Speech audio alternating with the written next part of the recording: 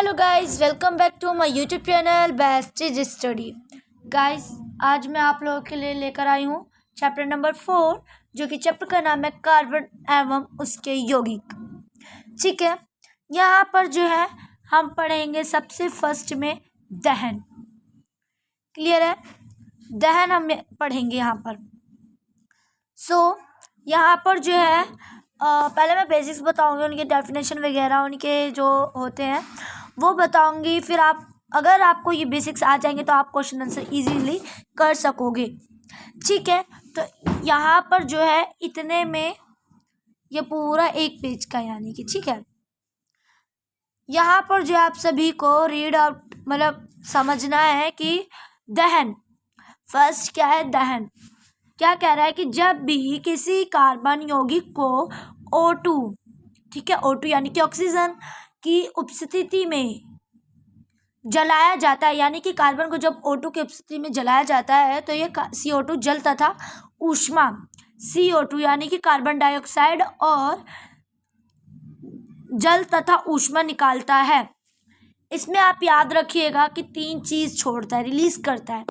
यानी कि जब कार्बन को हम ऑक्सीजन से रिएक्ट करवाते हैं तो 3 चीज रिलीज करता है।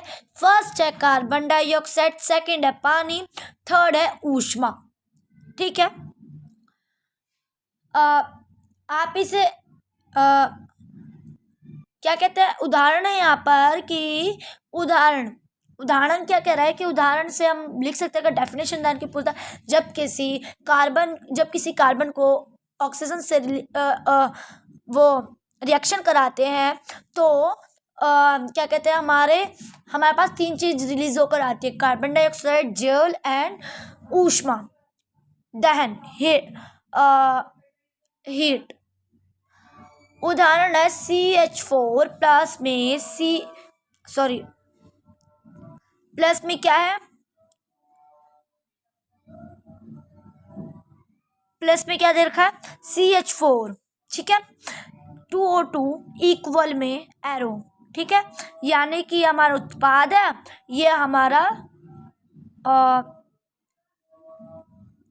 ठीक है, ये हमारा उत्पाद है और ये हमारी नई चीज बन रही है। ठीक है, तो यहाँ पर जो है CH4 प्लस में 2O2 इक्वल में CO2 प्लस में 2H2O प्लस में ऊष्मा और प्रकाश। जब हम कार्बन और हाइड्रोजन को ऑक्सीजन से रिलीज कर क्या कहते हैं, रिएक्शन करवाते हैं तो हमारे पास कार्बन डाइऑक्साइड, जल एंड ऊष्मा और प्रकाश निकलता है। दूसरा उदाहरण है हमारा कि C3H8 प्लस में 5O2 इक्वल में 3CO2 प्लस में 4H2 प्लस में O। ठीक है, ऊष्मा, ठीक है, ये तो निकलता है, रिलीज होता ही होता है, लेकिन ऊष्मा और प्रकाश भी रिलीज होता है। कम से कम आप एक भी उदाहरण याद रट्टा कर लेंगे तो यही लिखकर आ जाएंगे, आपको फुल टू फुल मार्क्स मिल सकता है। क्लियर है यहाँ तक सभी को? चलिए अब आगे हमारा एलपीजी गैस तो सुना ही होगा। एलपीजी गैस हमारे खाना पकने वाले में भी यूज होता है। एलपीजी गैस में जो एल्कीन पाया जाता है, ठीक है, एल्कीन पाया जाता है। एलपीजी गैस में कॉमन सी चीज वाले क्वेश्चंस हैं कि इसमें क्या कहते हैं,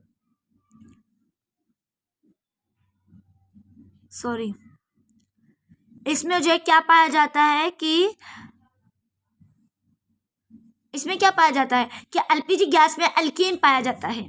ठीक है, ब्यूटेन में संतृप्त हाइड्रोकार्बन नीली व साफ लपटों के साथ जलती है। संतृप्त यानी कि जब आपका गैस खत्म होने वाला होता है तो रेड ऑरेंज यूज होता है, येलो। जब आपका भरा सिलेंडर आता है तो आपने नोटिस करा होगा कि आपके उसमें जो है बिल्कुल क्या कहते हैं, नीला दिखाई देता होगा। ठीक है, बिल्कुल नीला। ठीक है, फॉर एग्जाम्पल ऐसे कलर का नीला दिखाई देता होगा, ऐसा। ठीक है, ऐसा ही दिखता होगा तुम सभी को। तो वही कह रहा है कि इसमें जो है संतृप्त कार्बन नीले व साफ लिपटी के साथ जलती है। ठीक है। अब जब एल्केन का ऑक्सीजन कम होने पर पूर्ण दहन नहीं हो पाता, तब उसके जलने पर धुआं निकलता है। यानी कि जब हमारा गैस जो red red and yellow yellow जलता है, तो उसका कारण ये होता है कि वहाँ पर जब ऑक्सीजन की कमी हो जाती है तो वहाँ पर धुआं सा निकलने लग जाता है। ठीक है। और वहाँ पर जो आपने गैस में अक्सर देखा होगा, चूल्हा टाइप का जाली टाइप का लगता होगा, छेद छेद छेद छेद, उसमें जब उसके ऊपर कोई किसी भी धातु का परत जम जाता है, गंदगी जम जाती है, जब वो गैस जलता है तो वो ऑरेंज ऑरेंज दिखाई देता है और वहाँ पर क्लियरली से ऑक्सीजन ना आ पाती है ना जा पाती है। ठीक है। इस वजह से वो ऑरेंज ऑरेंज जलने लग जाता है। यहाँ तक क्लियर है। फिर प्लस जो हमारा गैस जो है, आपने आप पतीला लाते हो, उसे रखते हो, तो उसे पता चल जाता है कि वहाँ पे ऑक्सीजन की कमी है, इस वजह से यहाँ पे धुआं दे रहा है, तो आपका बर्तन भी काला हो जाता है। यहाँ तक क्लियर है आप सभी को। चलिए आगे चलते हैं हम। अब आगे जो है हमारा यहाँ पर क्या है, असंतृप्त पढ़ेंगे अब हम। ठीक है। यहाँ तक अभी हम असंतृप्त पढ़ेंगे। यहाँ पर असंतृप्त हाइड्रोकार्बन के दहन पर पीले रंग की धारदार लपटें निकलती है। यानी कि असंतृप्त हाइड्रोकार्बन के दहन पर पीले, मैंने बताया था ना, पीला, yellow and orange and red, पीले रंग का धुएंदार, ठीक है, ये ऊ की मात्रा है, धुएंदार लपटें निकलती है। और क्योंकि आपने अक्सर देखा होगा जब भट्टी वट्टी जलती है, यानी कि कोयला वगैरह की अंगीठी वगैरह जलती है, तो उसमें थोड़ी सी धुआं होने लग जाता है। वहाँ पे धुआं इस वजह से होता है क्योंकि वहाँ पे ऑक्सीजन की कमी हो जाती है। और कहीं कहीं पे देखते हो बिल्कुल अच्छी बिना धुएं की आग जलती है, यानी कि इसका मतलब ये है कि वहाँ पे बिना धुएं की गैस जल रही है, आग जल रही है। ठीक है। और क्योंकि इसमें कार्बन संतृप्त की तुलना में अधिक होता है, क्योंकि इसमें कार्बन अधिक हो जाते हैं, यानी कि ज्यादा हो जाते हैं, इस वजह से वो धुएं छोड़ने लग जाती है। चलिए यहाँ तक क्लियर है सभी को। अब यहाँ पर जो हम पढ़ेंगे, यहाँ पर जो अभी हम यहाँ पर पढ़ेंगे क्योंकि जब हम, ठीक है, जब हम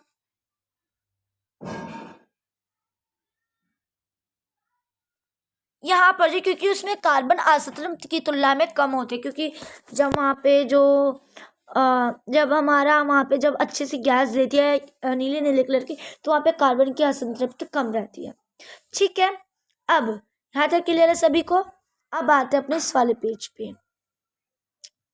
यहाँ तक तो मैं उम्मीद करती हूँ सभी को क्लियर ही हो गया होगा। अब आगे पढ़ते हैं हम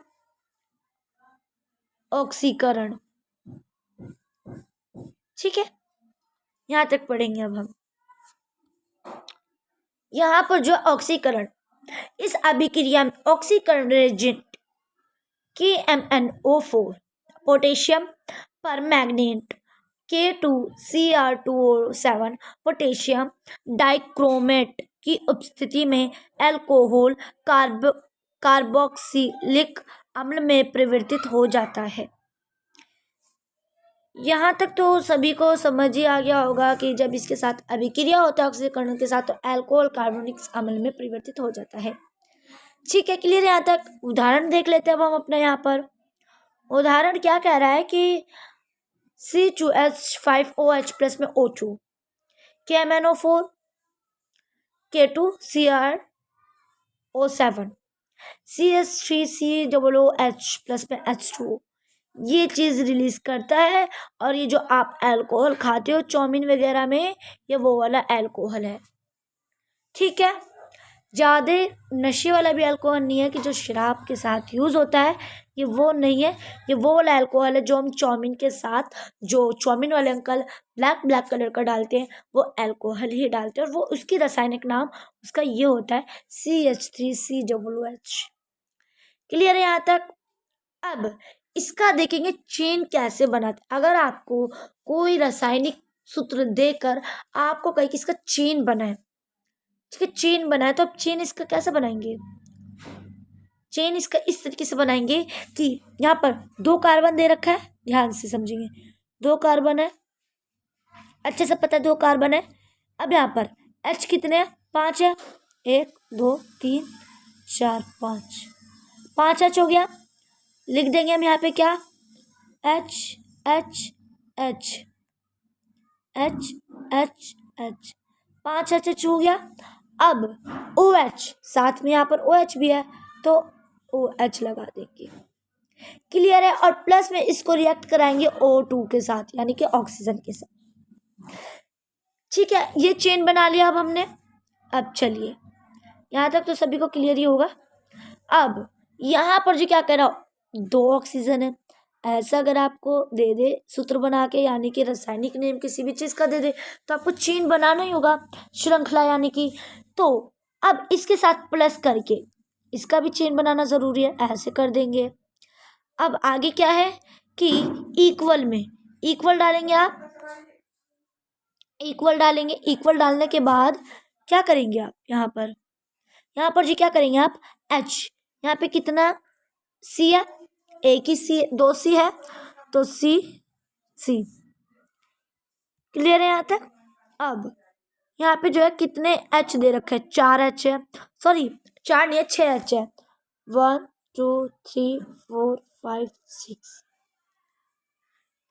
6 बना दिया मैंने।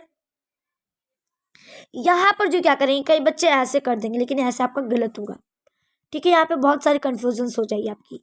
तो क्या करेंगे, पहले आप CH3 का बना लेंगे, पहले आप CH3 का बना लेंगे, CH3 ये दे रखा है, H, ठीक है, 3H बना लिया अब हमने। अब हम CO, समझ रहे हो ना मेरी बात। तो आप ऐसे भी ना करो ज़्यादा, ऐसे मैं कन्फ्यूज़न वाला बता रही हूँ, मेरी भी गलती है।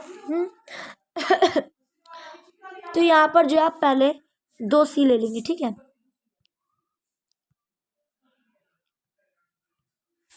एक ये वाला C, एक ये वाला C। यहाँ पे क्या दे रखा है कि पहले हम H3 ले लेते हैं, 3 ले लिया, H।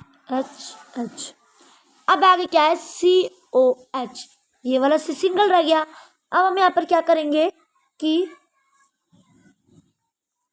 OH, यहाँ पे O आ गया, ठीक है, प्लस में यहाँ पे कुछ नहीं आएगा क्योंकि डम पे यहाँ पे कुछ होता है तो हम लिखते हैं, यहाँ पे तो कुछ नहीं दे रखा, प्लस में H और क्या करेंगे यहाँ पर O लगा देंगे, क्लियर है यहाँ तक। ये चैन मैंने अच्छे से समझा दिया। चलिए अब आते हैं अपने प्रतिस्थापन अभिक्रिया।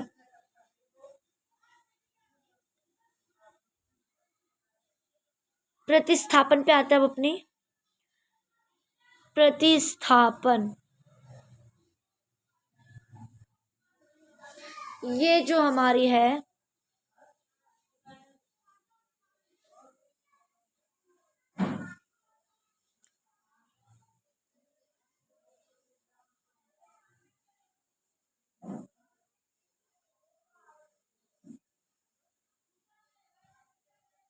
यहाँ तक जो हमारा प्रतिस्थापन है, यानी कि इस तरीके से करना चाहूँ तो ये हमारे प्रतिस्थापन, ठीक है। नहीं मैं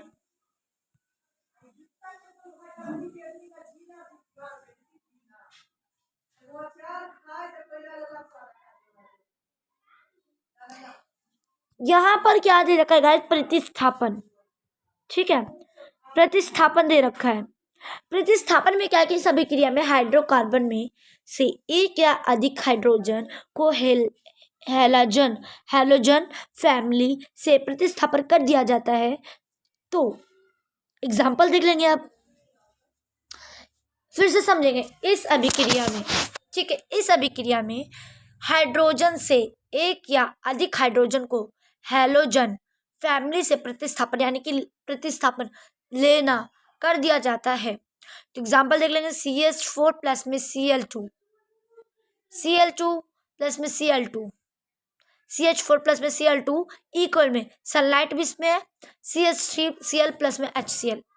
यहाँ पे क्या हो गया, हमारा स्ट्रॉन्ग एसिड बन गया, एसिड।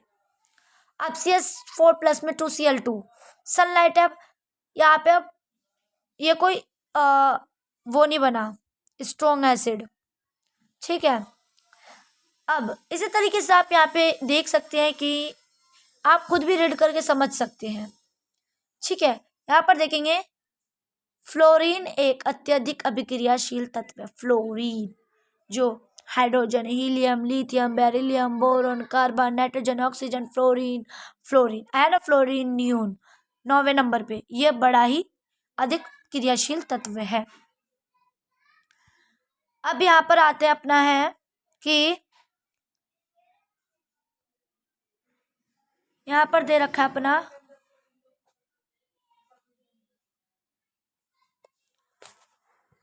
संकलन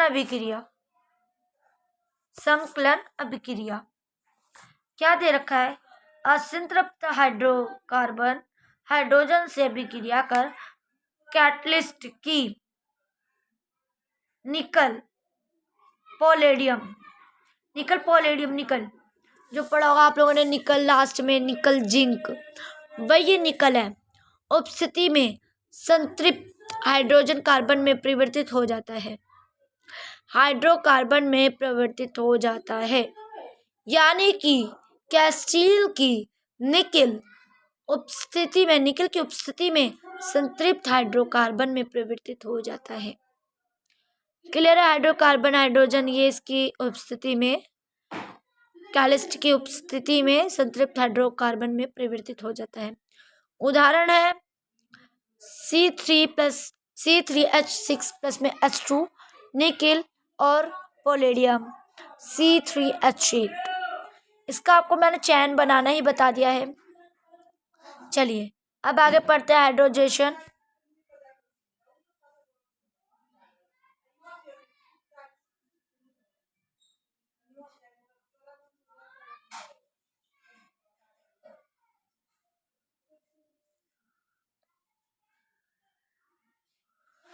ठीक है, अब यहाँ पर देख लेंगे आप कि ये है अब हमारा क्या है, यहाँ पर कि दे रखा है, यहाँ पर क्या कहते हैं, वेजिटेबल तेल, जो हम वेजिटेबल में यूज करते हैं, सब्जियों में, ये वो वाला तेल है,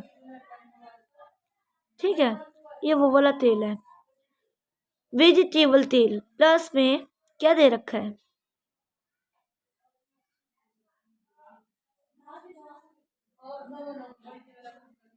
वेजिटेबल तेल प्लस में H2 इक्वल में वेजिटेबल घी। जब आप वेजिटेबल को हाइड्रोजन के साथ रिएक्ट करवाओगे तो वेजिटेबल घी निकलेगा। इथेनॉल C2H5OH गुण, इसका गुण देख लेते हैं इथेनॉल का। इथेनॉल का गुण है इसे अल्कोहल कहते हैं। यह सामान्य ताप पर द्रव्य रहता है, यह जल में घुलनशील होता है। एथेनॉल का गलनांक 156 के और क्वथनांक 357 के होता है। यह सभी नशीले पेय में पाया जाता है। शुद्ध इथेनॉल को पूर्ण अल्कोहल कहा जाता है। इसकी प्रक्रिया उदासीन होती है। इसमें समझने की क्या चीज़ है, ये इजी सी डेफिनेशन है। इसका प्रयोग देखेंगे कहाँ कहाँ होता है। इसे दवाइयों में प्रयोग किया जाता है, खांसी की सिरप, टिंक्चर और आयोडीन में। दूसरा है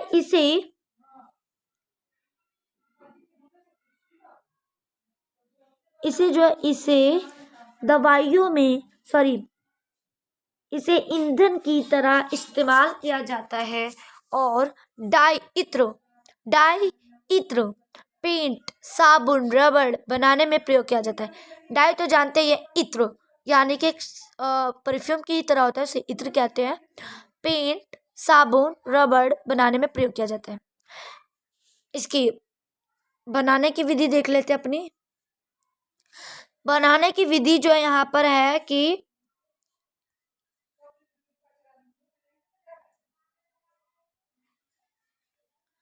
बनाने की विधि देखते हैं यहाँ पर अपनी कि एथेनॉल को चीनी C12, C12, H22, O11 का किण्वन करके बनाया जाता है।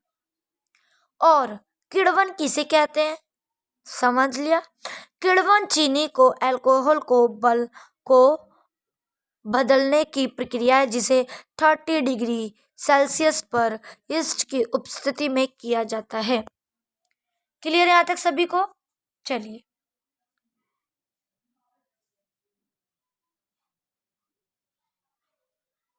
अब यहाँ पर जो है कुछ आप सभी के वो आता है, क्या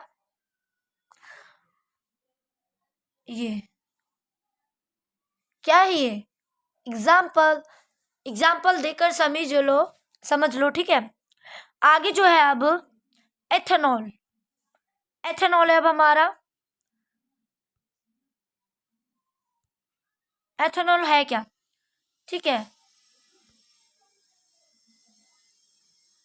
अब हम पहले एथेनॉल पढ़ेंगे। एथेनॉल क्या है? एथेनॉल की रासायनिक अभिक्रिया सोडियम के साथ अभिक्रिया। सोडियम में अभिक्रिया करने पर एथेनॉल H2 गैस तथा सोडियम एथोक्साइड बनाता है। और एग्जाम्पल इसका 2CH3 CH2OH प्लस में 2Na इक्वल में 2CH3 CH2ONA प्लस में H2। ये इथेनॉल है, क्या है ये? इथेनॉल है ये। और ये क्या है? सोडियम एथोक्साइड, ठीक है। अगला क्या कह रहा है अब हमारा कि अगला क्या है, अभिक्रिया कर असंतृप्त हाइड्रोकार्बन देता है। इथेनॉल को अधिक सल्फ्यूरिक अम्ल की उपस्थिति में 443 के पर गर्म करने पर इथीन बनाता है। इसका एग्जाम्पल देख ही लेंगे आप सभी, ठीक है। ऑक्सीकरण देखेंगे। एथेनॉल को अभिक्रिया ऑक्सीकरण पर यह एथेनॉल अम्ल के में बदल जाता है। एग्जाम्पल देख ही लेंगे आप सभी, क्या है एग्जाम्पल इसका। चलिए आगे क्या है अब हमारा कि दहन होने पर CO2 H2O ऊष्मा और प्रकाश होता है। CH3 CH2OH प्लस में O2 इक्वल में CO2 प्लस में H2O प्लस में ऊष्मा प्लस में प्रकाश। एस्टरिफिकेशन जिसे ईस्टर बनना। जब एथेनॉल को एथेनोइक अम्ल से अभिक्रिया कराई जाती है तो ईस्टर बनता है। एग्जाम्पल वही हमारा अल्कोहल आ गया। CH3COOH प्लस में OHCH2H CH3 इक्वल में CH3COOCH2CH3। ये ईस्टर है, ये हमारा अल्कोहल है यानी कि इथेनोइक अम्ल प्लस में H2O। यहाँ पे चेन भी बना लेंगे आप सभी, इसका भी चेन बना ही लेंगे, ठीक है। अब आते हैं अपने यहाँ पर, ठीक है। ठीक है, यहाँ पर जो दे रखा है एथेनोइक अम्ल CH3COOH गुण। इसका साधारण नाम एसिटिक अम्ल है। यह सबसे कमजोर अम्ल होता है। एसिटिक अम्ल पानी में घुलनशील होता है। 4-70 डिग्री विलियक एसिटिक अम्ल को सिरका जो वहाँ पे मैं रीड बार बार बोले जाती है अल्कोहल, वहाँ पे अल्कोहल नहीं है तो सिरका होता है, ठीक है। सिरका विनेगर कहा जाता है। इसे अचार संरक्षण में भी इस्तेमाल किया जाता है। इसका गलनांक 290 के होता है और ये 290 माइनस में 273 सेल्सियस यानी कि इसका 70 डिग्री सेल्सियस होता है। इसका इसका क्वथनांक 391 के होता है। कम गलनांक के कारण इसको ग्लेशियल एसिटिक अम्ल कहा जाता है। नीले लिटमस पत्र को लाल लिटमस पत्र में कर देता है। रासायनिक गुणधर्म सोडियम हाइड्रोजन कार्बोनेट से अभिक्रिया करने पर बेकिंग सोडा देता है और एथेनोइक अम्ल की बेकिंग सोडा से अभिक्रिया करने पर सोडियम एब्सिट CO2H2O बनेगी। क्लियर है यहाँ तक? अब आते हैं अपने यहाँ पर।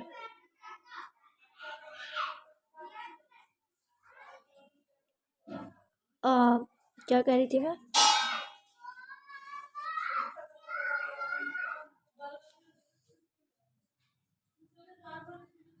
अब यहाँ पर आते हैं हम।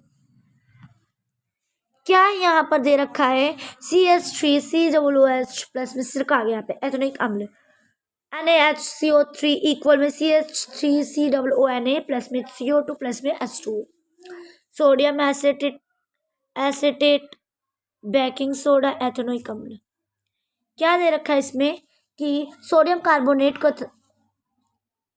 कार्बोनेट धावन सोडा से अभिक्रिया करने पर और एथेनोइक अम्ल की धावन सोडा से अभिक्रिया करने पर वह सोडियम एसिटिक CO2 तथा H2O देगा। यहाँ पे आप एग्जाम्पल देख ही सकते हैं। यहाँ पर जो शार्प के साथ अभिक्रिया ये भी आप देख ही सकते हैं। स्टिकरण, ठीक है, स्टिकरण यहाँ पे ब्लैंक है। यहाँ पे मैं आप सभी को दूसरी वीडियो में करा दूंगी, ठीक है। ये पूरा ब्लैंक है, ब्लैंक, ठीक है। अब आगे आते साबुन और अपमार्जक। साबुन सोडियम और पोटेशियम लवण के एसिटिक अम्ल की लंबी श्रृंखला जो पानी में धावन का कार्य करती है। उदाहरण के साथ ये लिख लेंगे आप। बनाने की विधि है कि वेजिटेबल घी या जंतु वसा की कास्टिक सोडा NaOH से अभिक्रिया करके साबुन बनाया जाता है। तेल, ये उदाहरण आप दे सकते हैं। उदाहरण भी कोई समझाने की चीज नहीं है, आप स्टैंडर्ड क्लासेस में आ गए हो, ठीक है। सपोनिफिकेशन, तेल या वसा का NaOH या KOH की उपस्थिति में हाइड्रोलिसिस करके साबुन बनाने की प्रक्रिया को इस सपोनिफिकेशन कहते हैं। अपमार्जक एक कार्बोक्सिलिक अम्ल के अमोनिया और सल्फोनेट लवण का बना होता है। साबुन अपमार्जक कपड़े, बर्तन तथा नहाने में प्रयोग किया जाता है। साबुन का धावन प्रक्रिया।